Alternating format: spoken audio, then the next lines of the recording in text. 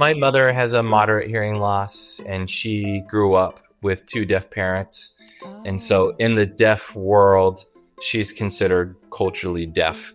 And so while she is able to have a conversation in English verbally, she's part of the deaf world. Mm-hmm. So there's the medical definition of deafness, but there's also the cultural definition of deafness. And are you the only sibling who is not deaf? So there's 3 of us who are biological siblings and 4 adopted siblings. Oh, wow. And of the 3 biological siblings, one of us is profoundly deaf, and then 2 of us have a mild hearing loss.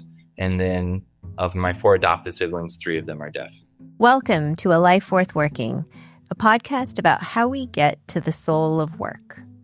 We're your hosts, Dana Allen Walsh and Michelle Weiss.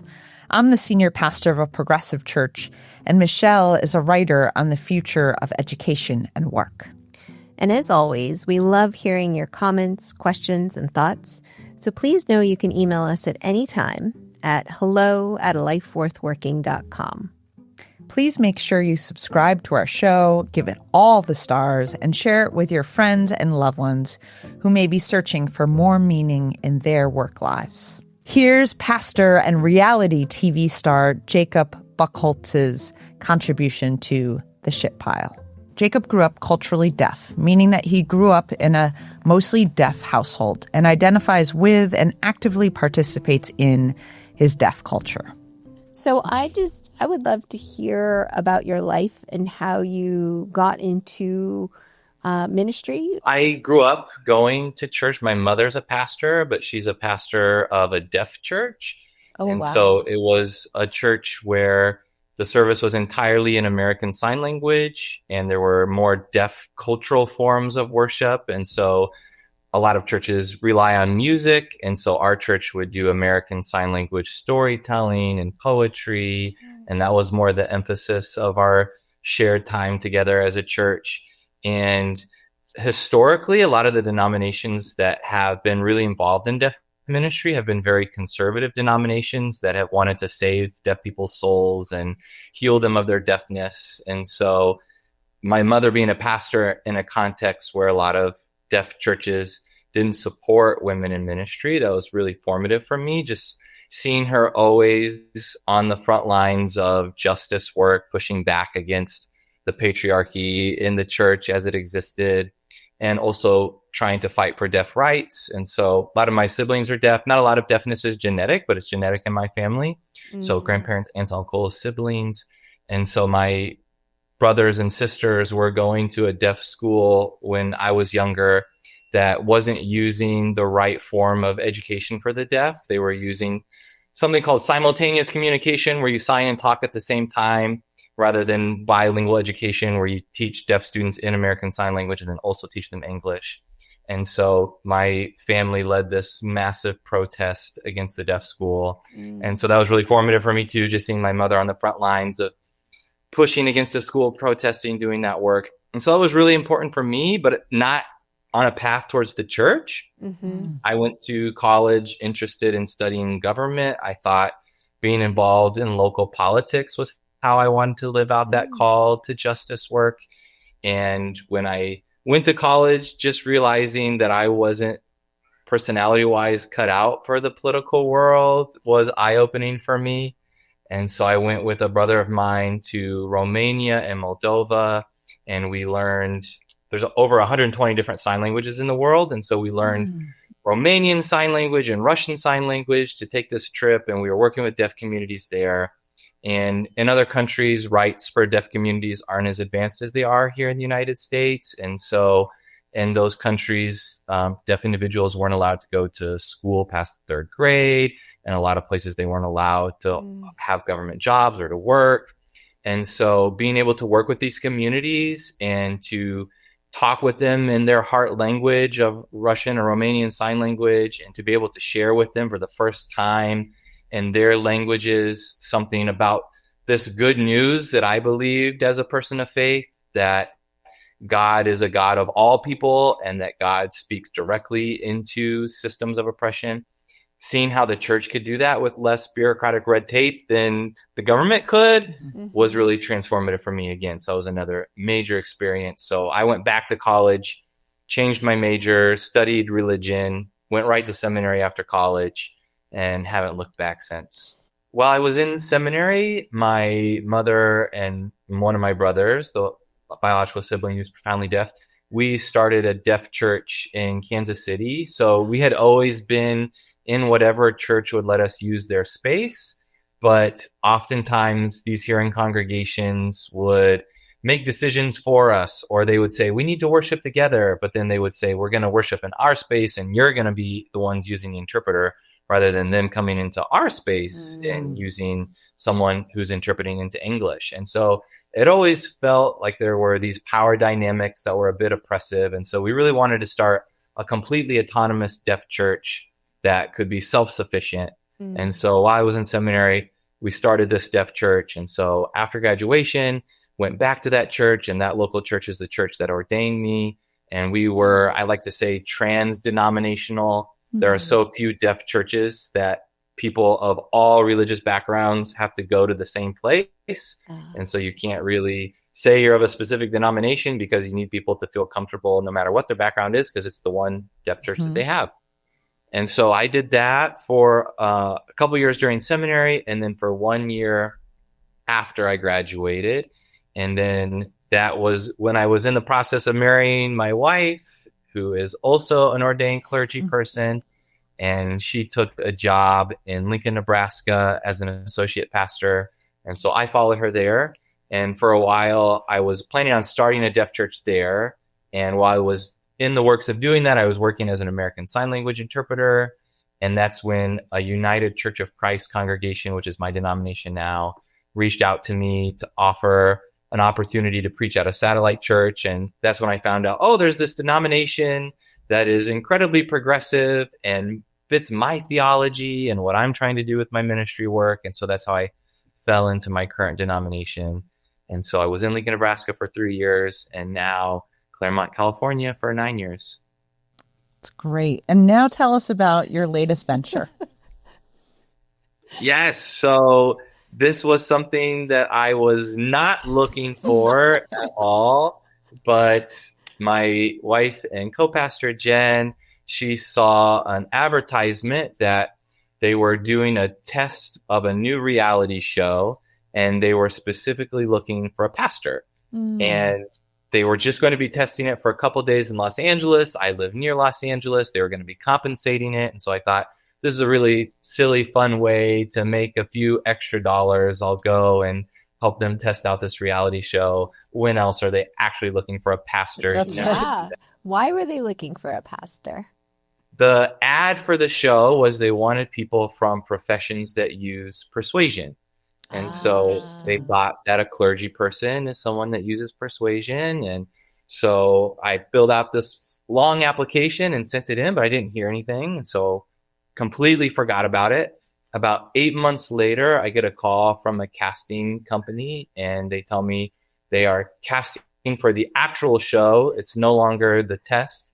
And so they're wondering if I would interview for the actual show. And at that point, it was completely silly. It was not something that I thought would ever be possible. But just as a fun thought experiment, I said yes, and I did the interview. And they came back after that interview, and they said, oh, you know what? We really like you, but we don't understand how you can be a pastor if you're not wearing a collar. And so I realized, okay, these people really don't know that much about the church. And so I bought a shirt with a collar and popped it on for my next interview, and was talking with the network at that point and the production company, and it just kept going. And I just kind of fell forward with it. Each interview along the way, there was probably 4 or 5 interviews. At one point, I was having some health issues, and so I was like, you know what, I think I'm going to back out of this process. But they came back and said, you know what, no, we're interested in you. So if you could keep working with us, please do. And at that point, I had to start thinking about whether this was something that was realistic for me. And it seemed like leaving my wife and my 3-year-old and the church for an extended period of time wasn't going to be possible. But as I kept thinking about it, I thought, you know what, if this show is going to cast a pastor and put a pastor on national television, I really want it to be a pastor that is inclusive and is a pastor that fits the progressive values that I hold dear. So if they were going to put a pastor on national television that was anti-gay or anti-immigrant, I wouldn't want that sort of platform for someone who I personally don't agree with on those values. And so I thought, that seems like a really important opportunity to showcase a more inclusive Christianity, that there are people of faith out there working to make the world a better place, that are trying to fight against these very real, very true stereotypes of Christians being hypocritical and judgmental and hateful. And there's so many Christian voices out there that are preaching what I consider to be hate. And so I thought, here's a chance for a pastor to be on a national television show that wants to preach a different message. And so I said yes. And it was a wild experience. So Jacob, tell me, how much do you know going into it as far as location, time commitment, dynamics of who you're going to be with? Yeah, that was part of the fun part, being on the first season of a new show, is that all of the contestants knew absolutely nothing. The only thing that they had shared with me is we're getting people from professions that use persuasion. And so they did not allow us to have any contact with any of the other contestants beforehand. They made sure that until, if you see episode 1, it begins with all of us popping out of these life-size shipping containers, these crates. And that's the moment that we see each other for the very first time. Wow. We didn't know what the name of the show was. We didn't know what the premise was. So we pop out of these crates, and the host, Jim Jeffries, a comedian from Australia, he proclaims, "Welcome to the snake." And I'm like, oh my God, the snake? What is this? We've gathered 15 master manipulators. And I'm thinking to myself, manipulators? That is not how I want to be described. Oh my God. There are a lot of manipulative pastors out there, and I'm trying to work against that stereotype. And here I am saying I'm a master manipulator. And so that was eye-opening. But at that point, I just have to roll with it. Yeah, I'm in it. So that was really interesting to be thrown into it, not knowing anything about what was going to happen. That's crazy. Feels a little Hunger Games. It really did feel like Hunger Games in terms of the fact that we're in this circle, staring at each other, wondering what we're about to do. So what are the other professions who are manipulators? Yeah, the show starts out with 15 of us, and that includes a detective, a police officer, poker player, makeup artist, boxer, bull rider, nonprofit worker, HR director, tech executive, OnlyFans creator, lawyer, and bounty hunter. So I think I may have gotten everybody there. Wow. I could see the lawyer in there, but some of those other ones I would not have, like a makeup artist. Yeah. And when we're standing there looking at each other, we don't know. All we know are the professions because the host announces that, but we don't know which person is which profession. And some of us were really clear. I'm standing there in a collar. And so clearly I'm the pastor. But interestingly, a lot of the contestants told me for a long time, they thought that was part of the show, was that I was a fake pastor. They didn't think that a real pastor would actually be there. Right. And so a lot of them did not trust me at the beginning. So they had religious trauma that they were bringing. There was one person who was there who's openly gay, and he thought that I was going to be anti-gay. And so the very thing that I'm there to preach against, he was worried that I was going to be representing the opposite. And so he was really wary about me at the beginning. And so these people bringing this religious trauma and wondering, could this guy really be a pastor? At first, they didn't think so. And then, of course, they're just really uncomfortable. They're there to experience this and have fun. And all of a sudden, there's this guy in a collar there sitting in on all their conversations. Super awkward. Yes. Oh, and then you just have to live with each other. And then cameras are rolling 24/7. Yeah, so tell us about that. I've always been curious. You're in a house, sleeping in a house with everybody with cameras all the time around you. Yes. that was one of the eye-opening parts of this for me, is because you always wonder what goes on behind the scenes of a reality television show, and everything's real. So cameras are rolling, all the conversations, all the drama is just us. And so at first, kind of my demeanor as a pastor is I love being nice to people, and I hope that is true of most pastors. And so I figured I was going to go in there and just be myself and be the nice guy. But everyone at the beginning is trying to be super nice to each other, so much so that it actually was a little grating because it felt really inauthentic. Yeah. I'm thinking to myself, not every joke that someone tells another person is the funniest joke ever. Right. But people just were trying to be liked in that moment. And so it got over the top in terms of trying to connect with people and be nice. But you're just in this space with each other for 24/7. Cameras are rolling. The only time they're not is if you're in the shower. But even if you're at the bathroom sink, you've got to be wary of being recorded. That's crazy. How long a duration are we talking about, the period of time that this was happening? Yeah, so everything's taking place over the course of a few weeks. When I watch the show, Jacob, I'm realizing there's like a fear factor element. Like, Michelle, there's like bugs involved. There, like you have challenges or missions. What are they called, Jacob? Each episode there's a challenge to see who becomes the snake for that episode. But they have to do These are awful really- hard things. Yeah. Yes. It's actually a really cool concept. And so the premise of the show was not what I was expecting, but it is a spin on some of the other reality television shows where there's ceremonies where people are voting or saving somebody. And so the concept of this is each week someone becomes the snake, and the snake saves one person, and then that person gets to save one other person, and then that person saves one other person. And this saving safety chain is what it's called, this philosophical term for it. And until there's 2 people left, and then the snake gets to decide which of those 2 people stays and which goes home. And everything's out in the open at that point. So you don't get to have a hidden vote. You don't get to try to do majority wins. You just need one person to save your name, and everything's out in the open. And so if you're going to do something that goes against what you discussed with someone else, you have to do it out in the open with everybody.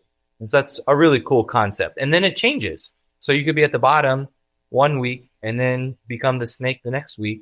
And so each week it resets. So the snake is the good thing to be. Snake is the good thing to be. Yeah. It's like you won the challenge, so you get the power power. of making the first choice and the last choice. Wow. Okay. Yeah. And a lot of it's about relationship development because you want to be saved and then save others.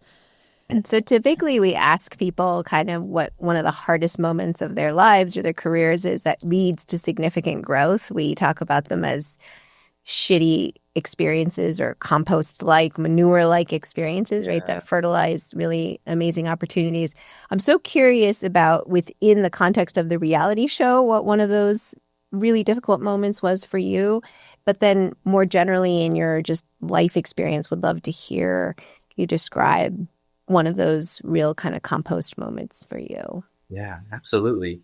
So in the context of the show, I would say kind of the shitty part of the experience is trying to balance these 2 competing emotions of I want to be there to be competitive and to respect the game and to do my best to win. But at the same time, I learned that this is a competition that the crux of it is about deceit and manipulation. And I'm there to represent a loving, inclusive version of Christianity.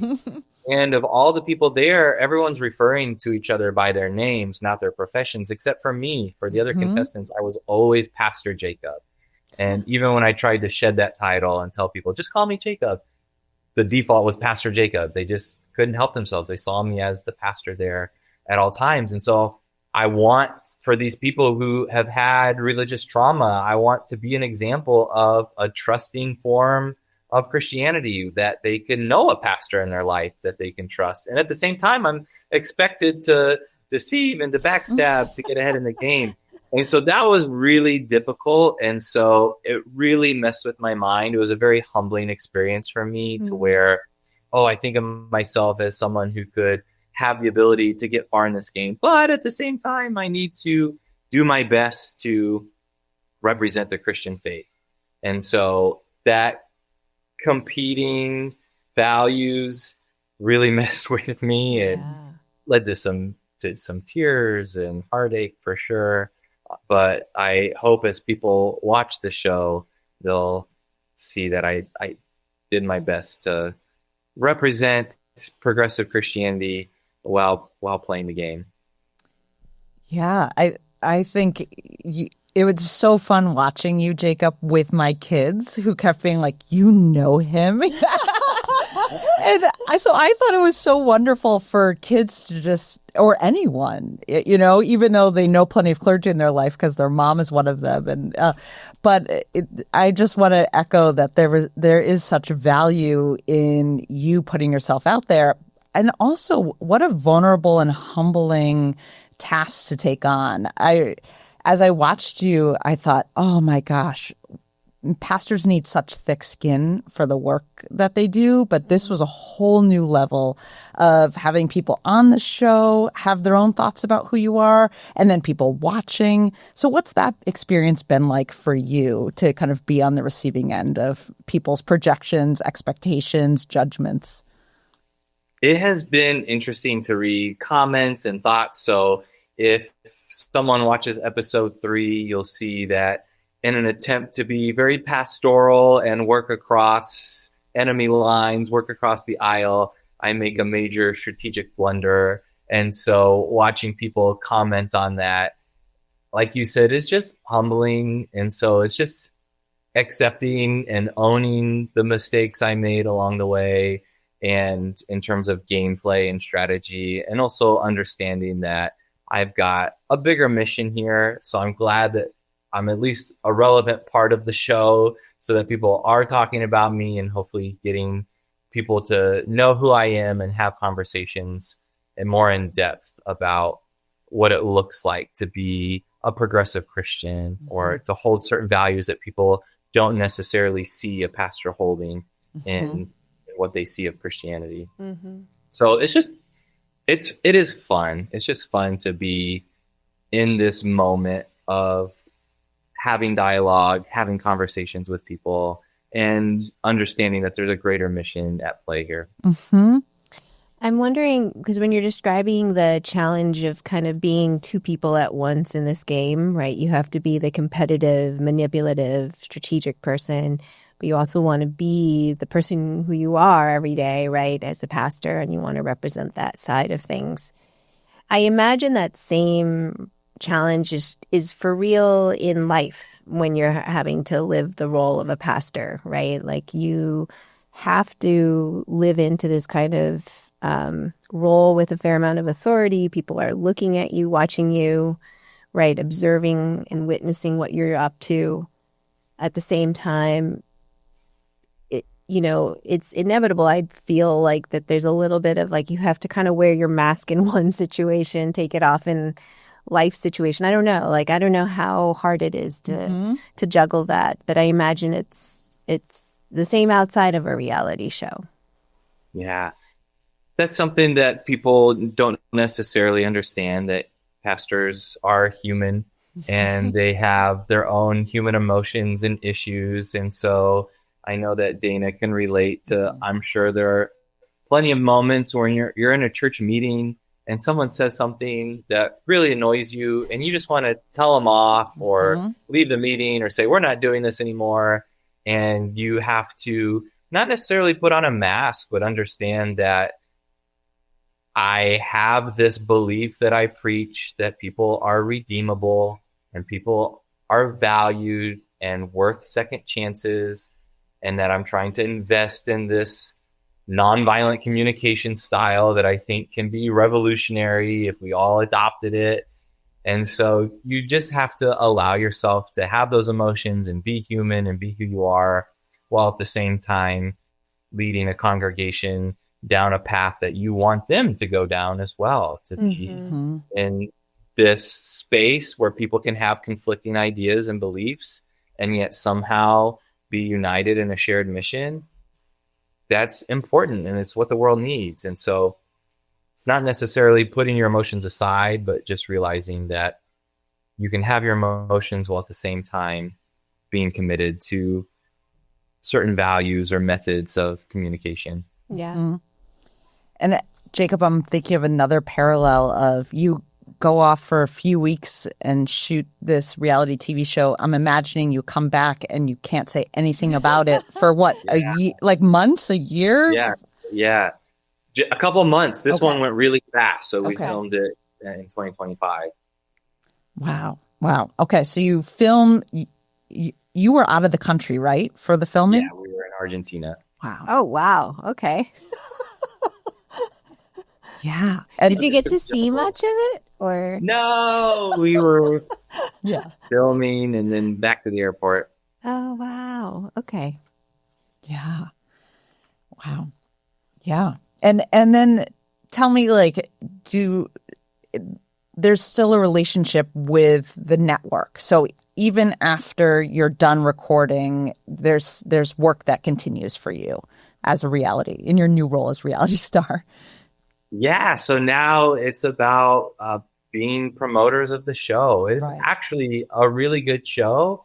And so despite the fact that there's a lot of drama and dysfunction, as we would expect from a reality television show, the concept of it, like I said, is really creative and really neat. And so now it's just promoting the show, encouraging people to watch, which has been a major avenue for me to be able to share the message that I want to share with the world. And so there were recently in the last episode, they do a flashback to the first night where, without knowing the OnlyFans creator, someone's at the dinner table making some disparaging remarks about her. And so I spoke up in her defense.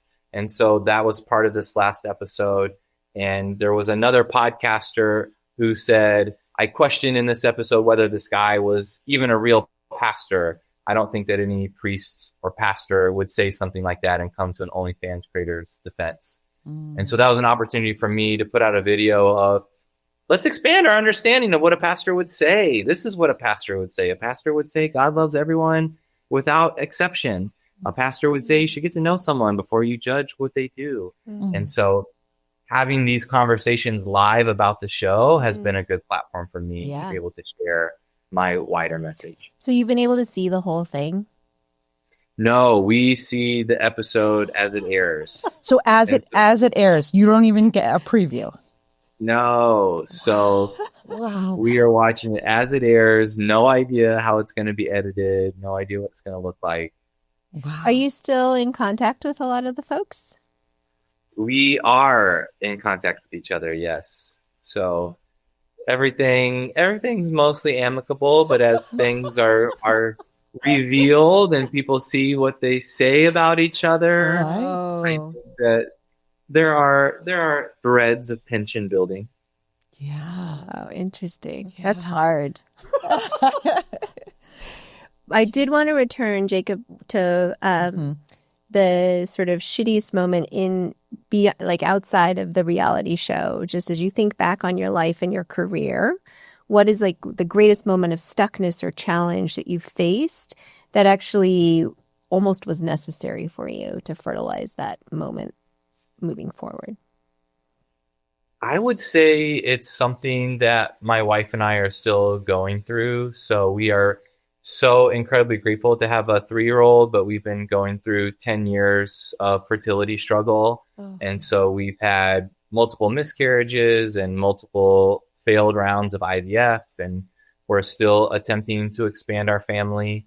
And that's something that has been, I wish we did not have to go through it. I wish it had been easy to build our family.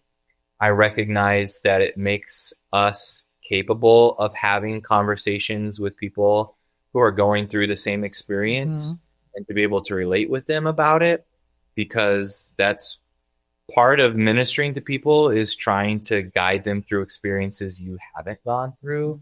And so going through that makes it easier to help people in a similar situation. Doesn't make it worth it by any means, but it certainly helps.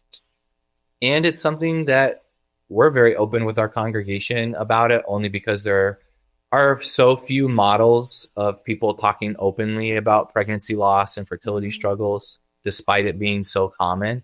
And so we've been very open with our congregation about it. And also the fact that it tests our faith. How do you worship a God who you understand to be good when you want something so much and don't get it? And so I think that's part of helping our congregation to relate to their own moments of doubt and struggle, to say, we go through it too. We can't stand up here as pastors and preach to you every week without admitting that doubt is part of our faith. Struggle is part of our faith. We don't worship a magical God who gives us everything that we wish for. That's not part of the spiritual journey. And so that shitty moment is still something that we're going through now. We're going to try another IVF cycle next month in hopes of something happening that hasn't happened before. But that's part of our struggle. Thank you for sharing so honestly and vulnerably. Yeah. Of course. Jacob doesn't take the easy route, does he, Dana? No, he sure doesn't. What strikes me most about Jacob's story is how he reframed what could have been seen as a failure, people not trusting him on the show, into this profound insight. When he said he's actually glad contestants didn't trust him up front because people shouldn't blindly accept what pastors tell them, that's such a mature perspective on leadership. Real trust isn't given blindly. It's earned through consistency and showing up as your whole self, even when that's uncomfortable. Jacob's willingness to defend someone when others were disparaging, to share his family's fertility struggles, to admit that doubt is part of faith, that's how trust is actually built. And it reminds us that sometimes the people who challenge us the most end up teaching us the most about ourselves. Jacob learned that earning trust is actually more valuable than receiving it automatically. That's what makes his story so compelling. He's showing us that authenticity isn't just about being nice or agreeable. It's about being consistently yourself, even in the most unexpected places, whether that's in the pulpit or on a reality TV show. She's Michelle Weiss. And she's Dana Allen Walsh. This has been another episode of A Life Worth Working. Don't forget to subscribe and share with your friends and loved ones who may also be searching for purpose and meaning in their work lives, or what we call the soul of work.